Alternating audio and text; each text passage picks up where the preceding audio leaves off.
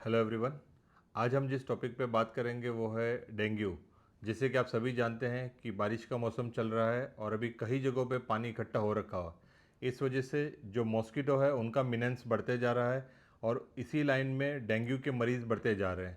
आप देखेंगे हॉस्पिटल्स में भी एडमिशन उतने बढ़ते जा रहे हैं। हमें काफ़ी फ़ोन आता है कि एग्जैक्टली क्या करना चाहिए डेंगू में। मैं इस छोटे से वीडियो के माध्यम से आपको बताना चाहूँगा कि डेंगू में किस तरह से आप बच सकते हैं, किस चीज़ों का ध्यान रखना चाहिए और कैसे इसकी सारवार की जाती है। तो सबसे पहले तो डेंगू है क्या? डेंगू एक वायरल फीवर है। वायरल फीवर की हमारे पास अमूमन बहुत कोई अच्छी दवाइयाँ होती नहीं हैं। उसका सबसे अच्छा मैनेजमेंट है फ्लूइड, मतलब पानी देना होता है आपको। जितना हो सके उतना अगर आप पानी पी सकते हैं तो सबसे बेस्ट ट्रीटमेंट होती है किसी भी वायरल फीवर की, और डेंगू उसी तरह का वायरल फीवर है। डेंगू जिस वायरल फीवर है उसके चार है, वो डेंगू टाइप 1, टाइप 2, टाइप 3 और टाइप 4, चार तरह के डेंगू वायरस हैं।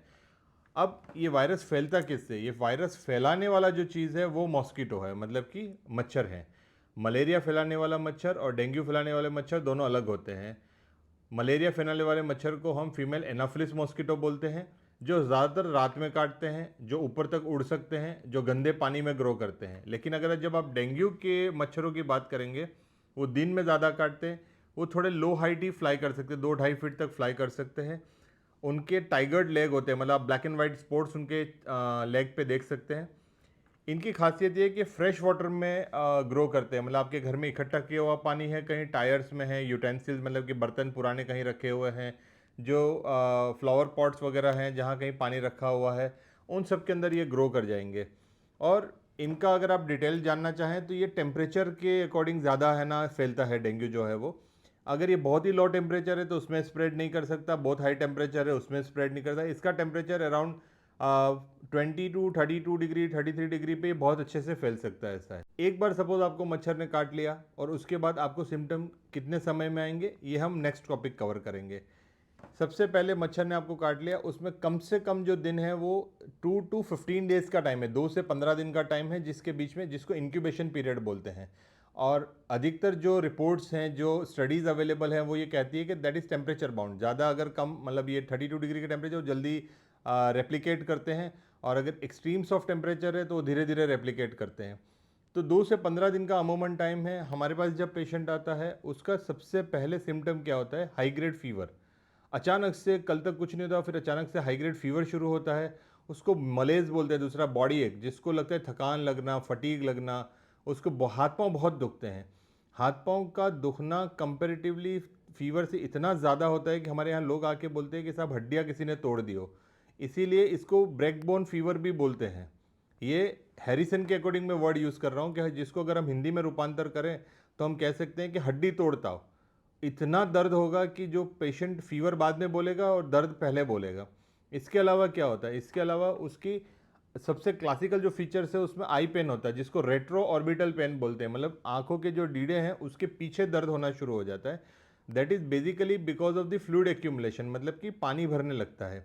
डेंगू बीमारी इस तरह की है जिसके अंदर जो वेसल्स है, जो ब्लड वेसल्स है, उसके अंदर से पानी लीक होकर थर्ड स्पेस में जाना शुरू हो जाता है। मतलब एक तो आपकी सेल के अंदर पानी होता है, दूसरा जो आर्टरी और वेन के अंदर पानी होता है, और तीसरा जो खाली जगह, जैसे पेरिटोनियम बोले, पेट के अंदर जगह है, फेफड़ों के साइड में है, वहाँ पानी भरने लगता है। तो सिमिलरली जब आंखों के डीडों के पीछे वाटर एक्यूमुलेशन होता है तो पेनफुल होता है, रेट्रो ऑर्बिटल पेन होना शुरू हो जाता है। तो दैट इज बेसिकली आपकी जो आर्टरी और वेन है उसमें से लीकेज शुरू हो जाता है, पानी का लीकेज शुरू होता है। और हीमो कंसनट्रेशन, हीमो कंसनट्रेशन अगर आप समझना चाहें तो मैं कुछ उस तरह समझा सकता हूँ आपको कि एक गिलास पानी लेंगे आप, उसको अगर शक्कर से मीठा करना है तो दो तरीके हैं। या तो आप एक गिलास पानी में 1 चम्मच शक्कर डालिए, उसको और मीठा करना है तो 2 चम्मच शक्कर डाल दीजिए, या पानी जो है वो हाफ कर दीजिए। The same thing happens. कभी कभार आप देखेंगे कि डेंगू के मरीजों का हीमोग्लोबिन दिखता है आपको 15-17, जब आप एडमिट करते हो, ट्रीटमेंट करते हो, तो हो जाता है 13-14। तो 15-17 नहीं था उसका, वो था तो 13-14 ही, लेकिन पानी की कमी की वजह से वो कंसंट्रेशन ज़्यादा दिख रहा था। जैसे ही आपने एडमिट करके उसको बॉटल्स चढ़ाई, पानी दिया, आईवी फ्लूइड दिया, जैसे ही पानी अंदर गया वो डाइल्यूट हुआ और आपका हीमोग्लोबिन वापस से जो आपका रियल था 13-14 उसके आसपास आ सकता है। इस चीज़ को जानने के लिए भी कुछ रिपोर्ट्स होते हैं जिसका हम नेक्स्ट में बयान करेंगे, नेक्स्ट में डिस्कशन करेंगे। तो इस वक्त फीवर, हाथ पाँव का बहुत दुखना, आंखों के पीछे दर्द होना जिसको रेट्रो ऑर्बिटल पेन बोलते हैं, सीवियर हेडेक होना, उसके साथ साथ कभी गैस्ट्रोइंटेस्टाइनल सिम्टम्स भी हो सकते हैं, आपको डायरिया हो सकता है, एब्डोमिनल पेन हो सकता है।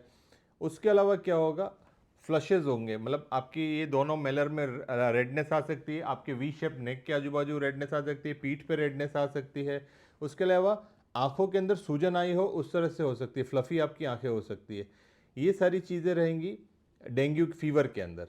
अब डेंगू 3 तरह के होते हैं, dengue fever, dengue haemorrhagic fever और डेंगू शॉक सिंड्रोम। जो तीसरे वाला जो शॉक सिंड्रोम है वह बहुत सीवियर है, जिसके अंदर मोर्टालिटी ज़्यादा होती है। ज़्यादातर लोग जो है मैक्सिमम डेंगू फीवर के होते हैं, जिसमें बहुत कुछ करने की ज़रूरत नहीं पड़ती, सिर्फ आईवी फ्लूइड देते हैं या घर पे बैठ के पानी पीते हैं, पेशेंट ठीक हो जाते हैं। कुछ वैरायटी, कुछ लोग ऐसे होते हैं जो डेंगू हेमरेजिक में चले जाते हैं, जहाँ पे उनको ब्लीडिंग शुरू होती है। अब ब्लीडिंग के अंदर क्या होता है, सबसे पहले उनको पिटीचे शुरू होते हैं, छोटे छोटे छोटे छोटे डॉट होने शुरू हो जाते हैं। और कुछ लोग ऐसे होते हैं जिनको कंजक्टिवल हेमरेज होते हैं, मतलब आंखों के अंदर dot dot dot dot bleeding शुरू हो जाती है। कभी कभार आपको गम से ब्लीडिंग शुरू होती है, मतलब कि दांतों के बीच से ब्लीडिंग शुरू होना, जब थूकने जाते हो तो ब्लड आता है, नाक से ब्लीडिंग शुरू हो जाती है जिसको एपिस्टेक्सिस बोलते हैं, नाक से ब्लीडिंग होता है। आपके यूरिन में ब्लड आ सकता है जिसको इंग्लिश में हिमेचूरिया बोलते हैं, स्टूल में ब्लड आ सकता है, या फिर कभी बहुत ज़्यादा ब्लीडिंग होती है तो एक्कीमोसिस, बड़े बड़े बड़े बड़े लाल कलर के आपके रैशेज हो जाते हैं जिनको एक्कीमोसिस बोलते हैं, जो बहुत बड़ी साइज़ में होते हैं और इजीली अप्रिशिएट कर सकते हैं आप उनको। तो ये हो गया, एक तो डेंगू फीवर के सिम्टम मैंने बोले, वो सारे सिम्टम प्लस अगर उसको कहीं से ब्लीडिंग शुरू होती है तो हम उसको डेंगू हेमरेजिक फीवर बोल देते हैं। तीसरी वैरायटी, अब यहाँ तक तो पेशेंट ठीक है, लेकिन तीसरा वाला जो डेंजरस है उसमें ये होता है कि आपका ब्रेन इन्वॉल्वमेंट भी हो सकता है, आपका किडनी इन्वॉल्वमेंट हो सकता है, और सारी चीज़ों से पहले आपका ब्लड प्रेशर घटने लगता है जिसको हाइपोटेंशन बोलते हैं, मतलब कि आपका बीपी घट जाएगा। उसका रीज़न क्या होगा, मैंने आपको पहले ही बताया कि आपकी आर्टरीज और वेन में से लीकेज शुरू हो जाता है, पानी की कमी होनी शुरू होती है, लीक होना शुरू होता है, ब्लड प्रेशर फॉल होता है, मतलब कि आपका बीपी घटने लगता है। जैसे ही बीपी घटने लगता है, किडनी अपना फिल्टर करना काम कम कर देती है, आपका क्रिएटिनिन बढ़ने लगता है, वो एड ऑन करता है और वॉमिटिंग के अंदर और ब्रेथलेस हो सकता है पेशेंट।